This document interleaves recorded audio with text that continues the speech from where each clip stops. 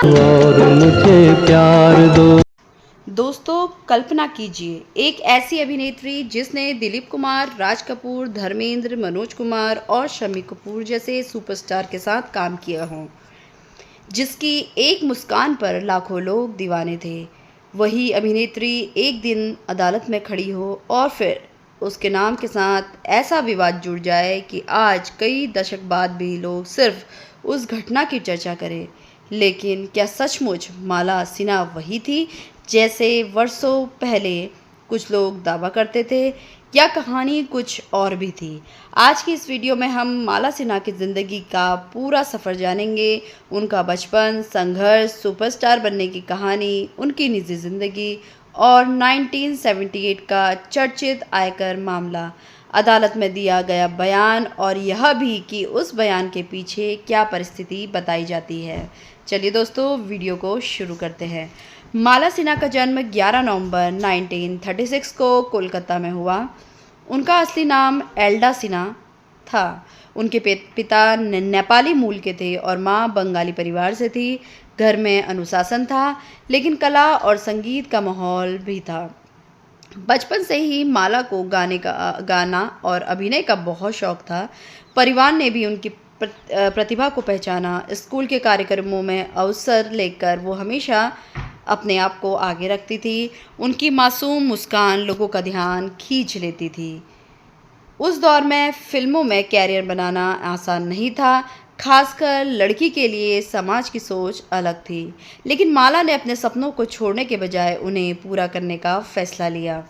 किशोरावस्था में उन्होंने बंगाली फिल्मों में छोटे छोटे रोल करना शुरू किया। शुरुआत आसान नहीं थी। कई बार उन्हें छोटे किरदार मिले, कई बार पहचान भी मिली और कई बार पहचान नहीं भी मिली, लेकिन उन्होंने हार नहीं मानी।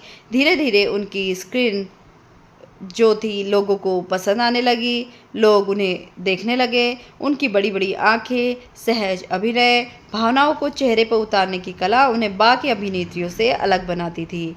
इसी दौर में उनकी मुलाकात ऐसे लोगों से हुई जिन्होंने उन्हें हिंदी फिल्मों में किस्मत आजमाने की सलाह दी। मुंबई के उस सपनों का घर मुंबई के उस सपनों का शहर में उन्होंने भी अपना घर लेने का सपना लिया। यहाँ रोज़ सैकड़ों लोग स्टार बनने आते हैं, लेकिन सफल बहुत कम होते हैं। माला सिन्हा भी अपने सपनों के साथ मुंबई पहुंची। शुरुआती दिनों में उन्हें कई बार रिजेक्शन का सामना करना पड़ा। किसी ने कहा कि उन्हें हिंदी पर काम करना चाहिए, तो किसी ने कहा कि इंडस्ट्री में पहले से कई बड़ी अभिनेत्रियां मौजूद हैं। लेकिन माला ने खुद पर भरोसा नहीं छोड़ा। उन्होंने अभिनय सीखा, हिंदी पर मेहनत की और हर ऑडिशन में अपना सर्वश्रेष्ठ देने लगी। उन्हें नहीं पता था कि कुछ ही सालों में वही लड़की हिंदी सिनेमा की सबसे बड़ी अभिनेत्रियों में गिनी जाएगी। लेकिन असली बदलाव तब आया जब एक फिल्म ने माला सिन्हा की किस्मत बदल दी। इसके बाद उन्होंने ऐसी ऐसी फिल्में दी कि निर्माता, निर्देशक उनकी तारीफ पाने के लिए महीनों इंतज़ार करते थे। आखिर कौन सी थी वह फिल्म जिसने माला सिन्हा को सुपरस्टार बना दिया? आइए जानते हैं वीडियो में आगे। मुंबई, जहां हर दिन सैकड़ों सपने जन्म लेते हैं और उतनी ही जल्दी टूट भी जाते हैं, लेकिन माला सिन्हा उन लोगों में से थी जिन्होंने असफलता को अपनी ताकत बना लिया था। शुरुआती दिनों में माला सिन्हा को छोटे छोटे रोल मिले। उस समय फिल्म इंडस्ट्री में मधुबाला, नरगिस, मीना कुमारी, वैजंतीमाला और नूतन जैसी बड़ी अभिनेत्रियों का दबदबा था। कई अभिनेत्रियों के लिए वह पहचान बनाना बेहद कठिन था, लेकिन माला सिन्हा ने सबसे बड़ी उसे अपनी ताकत बनाई। उनकी आंखों से अभिनय करने की कला, वे बिना ज़्यादा संवाद बोले भी अपने चेहरे के भावों से दर्शकों को भावुक कर देती थी। धीरे धीरे उनकी मेहनत रंग लाने लगी। कहा जाता है कि निर्देशक और निर्माता गुरुदत्त ने माला सिन्हा की प्रतिभा को पहचान लिया। उन्होंने अपनी फिल्म प्यासा 1957 में जो बनी थी, उसमें महत्वपूर्ण भूमिका उन्हें मिली। फिल्म में गुरुदत्त, वहीदा रहमान, माला सिन्हा तीनों ने शानदार अभिनय किया। हालांकि फिल्म की मुख्य चर्चा गुरुदत्त और वहीदा रहमान को लेकर हुई, लेकिन माला सिन्हा के अभिनय ने भी दर्शकों और समीक्षकों का ध्यान खींचा। यहीं से बॉलीवुड को एहसास हुआ कि नई अभिनेत्री आ चुकी है जो खूबसूरत ही नहीं बल्कि दमदार कलाकार भी है। प्यासा के बाद माला सिन्हा को फिल्मों में बहुत सारी लाइन लग गई। उन्होंने एक के बाद एक धूल का फूल, अनपढ़, दिल तेरा दीवाना, हिमालय की गोद में आंखें, हर फिल्म के साथ उनकी लोकप्रियता बढ़ती चली गई। उनकी खास बात ये थी कि वो सिर्फ ग्लैमरस रोल नहीं करती थी, उन्हें भावनात्मक चुनौतीपूर्ण किरदार निभाना पसंद था। 1960 के दशक तक माला सिन्हा बॉलीवुड की सबसे व्यस्त और सबसे अधिक फीस पाने वाली अभिनेत्रियों में गिनी जाने लगी। निर्माता उनकी तारीफ पाने के लिए महीने तक इंतजार करने लगे। उनकी फिल्मों का नाम पोस्टर पर आते ही सिनेमाघरों में भीड़ लग जाती थी। उस दौर में जब अभिनेत्रियों को अक्सर हीरो से कम महत्व दिया जाता था, माला सिन्हा ने अपनी मेहनत से एक अलग मुकाम बनाया। माला सिन्हा की सबसे बड़ी पहचान उनकी स्वाभाविक अभिनय की कला थी। जब भी वे रोती थी तो दर्शक की आंखें नम हो जाती थी, जब वे मुस्कुराती थी तो पूरा पर्दा खिल उठता था। इसी वजह से उन्हें पारिवारिक सामाजिक फिल्मों की सबसे भरोसेमंद अभिनेत्री माने जाने लगा। माला सिन्हा समय की बेहद पाबंद मानी जाती थी। वे शूटिंग पर समय से पहुंचती थी और संवाद पहले से याद करके आती थी। निर्देशक कहते थे कि उनके साथ काम करना आसान था क्योंकि वे हर दृश्य की तैयारी करके आती थी। यही अनुशासन उन्हें बाकी कलाकारों से अलग बताता है। लेकिन सफलता के साथ साथ उनकी निजी जिंदगी भी चर्चा में आने लगी। उनका नाम कई बड़े सितारों के साथ जुड़ा गया, हालांकि इनमें से अधिकांश बातें सिर्फ फिल्मी गॉसिप तक ही सीमित रही। फिर उनकी ज़िंदगी में एक ऐसा इंसान आया जिससे उन्होंने शादी की। उसके बाद उनकी ज़िंदगी ने नया मोड़ लिया। आखिर कौन था वो शख्स? शादी के बाद उनका कैरियर क्यों नहीं रुका और कैसे वे शादीशुदा होने के बावजूद भी सुपरस्टार बनी रही, ये हम जानेंगे अगले पार्ट में। 1960 का दशक माला सिन्हा अब सिर्फ एक अभिनेत्री नहीं बल्कि बॉलीवुड की सबसे सुपरस्टार हीरोइनों में गिनी जाने लगी। निर्माता उनकी तारीफ पाने के लिए इंतजार करने लगे। दर्शक उनकी हर नई फिल्म का बेसब्री से इंतजार करते थे। लेकिन इसी दौर में उनकी ज़िंदगी में एक ऐसा मोड़ आया जिससे उनके निजी जीवन को हमेशा के लिए बदल दिया। 1966 में माला सिन्हा ने नेपाली अभिनेता चिदंबरम प्रसाद लोहानी से शादी की। उस समय बॉलीवुड में यह आम धारणा थी कि शादी के बाद किसी अभिनेत्री का कैरियर खत्म हो जाता है। कई निर्माता शादीशुदा अभिनेत्रियों को लेने से भी हिचकिचाते थे, लेकिन माला सिन्हा ने इस सोच को गलत साबित किया। शादी के बाद उन्होंने फिल्मों में काम जारी रखा और उनकी लोकप्रियता में कोई कमी नहीं आई। शादी के बाद उनकी एक बेटी हुई, प्रतिभा सिन्हा। माला सिन्हा ने परिवार और कैरियर दोनों को साथ लेकर चलने की कोशिश की। जहां एक ओर वो शूटिंग करती, वहीं दूसरी ओर अपने परिवार को भी समय देती। उस दौर में यह आसान नहीं था कि उन्होंने दोनों जिम्मेदारियों को निभाने की पूरी कोशिश की। माला सिन्हा ने अपने कैरियर में लगभग हर बड़े अभिनेता के साथ दिलीप कुमार, राज कपूर, मनोज कुमार, शम्मी कपूर, धर्मेंद्र, राजेंद्र कुमार, सुनील दत्त सबके साथ काम किया और दमदार सुपरहिट फिल्में दी।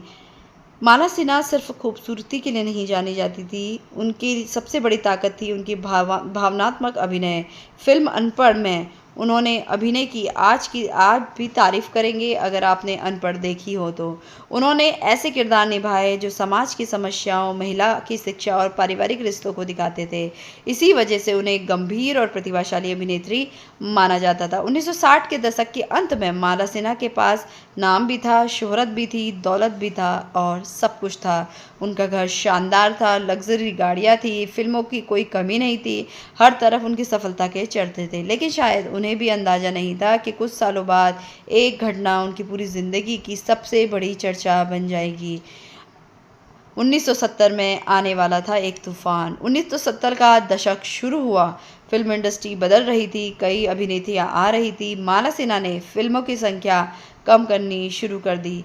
इसी बीच उनके जीवन में एक ऐसा मामला आया जिसने अखबारों की सुर्खियां बना दी।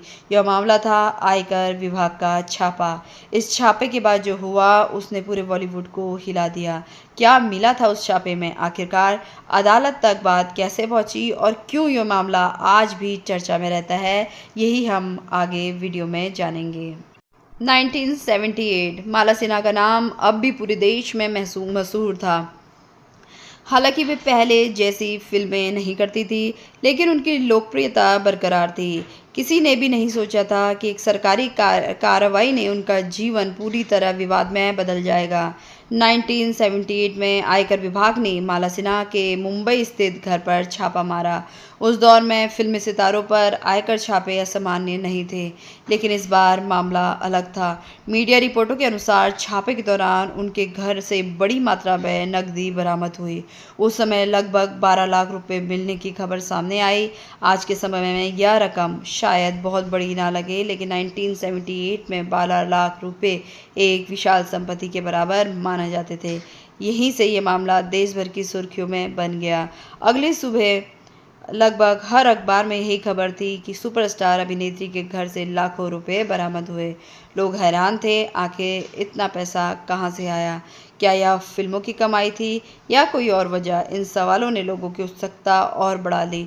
आयकर विभाग ने पैसे के स्रोत को लेकर सवाल उठाए, कानूनी प्रक्रिया शुरू की, मामला अदालत तक पहुंचा।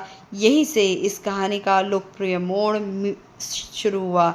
मीडिया ने जो बातें बताई उन्होंने पूरे बॉलीवुड को चौंका दिया। लेकिन यह भी याद रखना ज़रूरी है दोस्तों कि उस समय कई तरीके की खबरें, अफवाहें और दावे एक साथ चल रहे थे। इसे किसी भी दावे का अंतिम सत्य मानना सही नहीं होगा।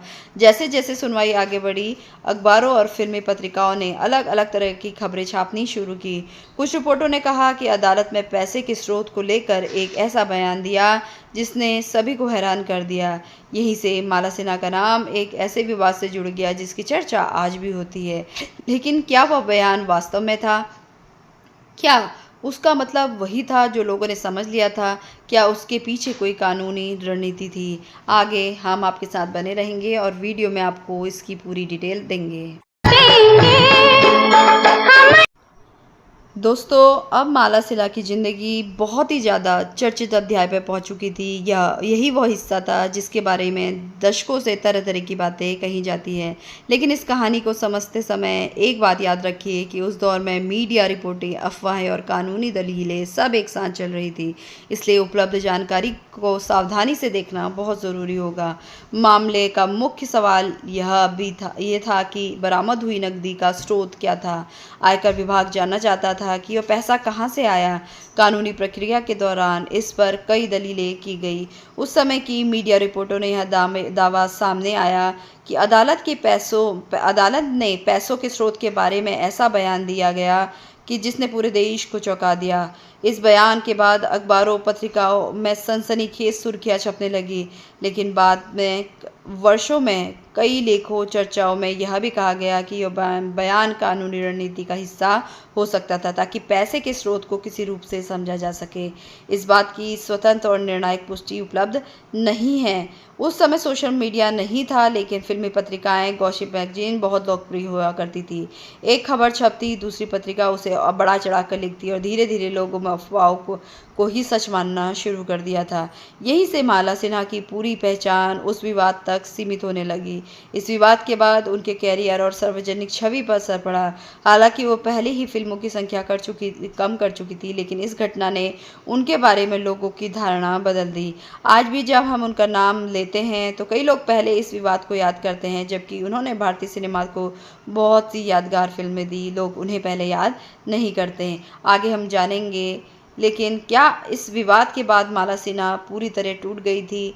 उन्होंने आगे की ज़िंदगी कैसे बिताई, फिल्मों से दूरी क्यों बनाई और आज उनकी विरासत को किस नज़र से देखा जाता है? इन सवालों के भी हम सारे जवाब जानेंगे वीडियो में। मिट जाएंगे हम। दोस्तों, एक कलाकार की पूरी ज़िंदगी की मेहनत करके नाम कमाता है, लेकिन कभी-कभी एक विवाद उसकी सारी उपलब्धियों पर भारी पड़ जाती है।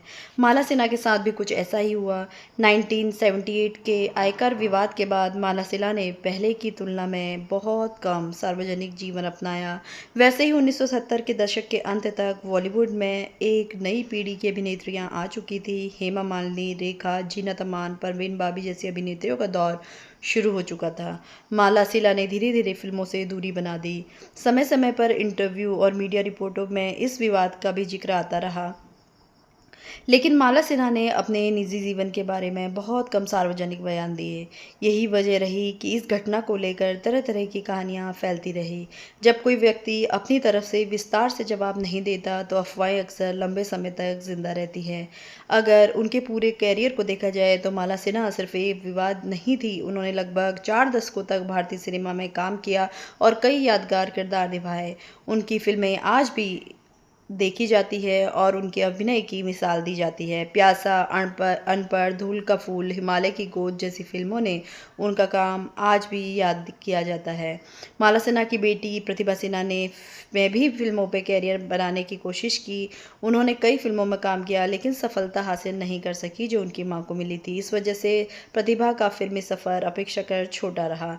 आज जब फिल्म इतिहास की बात करनी होती है, तो माला सिन्हा का नाम भारतीय सिनेमा की बेहतरीन अभिनेत्रियों में लिया जाता है। हालांकि 1978 का विवाद आज भी चर्चा का विषय बना जाता है, लेकिन फिल्म इतिहासकार मानते हैं कि उनके अभिनय और योगदान को केवल एक विवाद से नहीं आंकना चाहिए।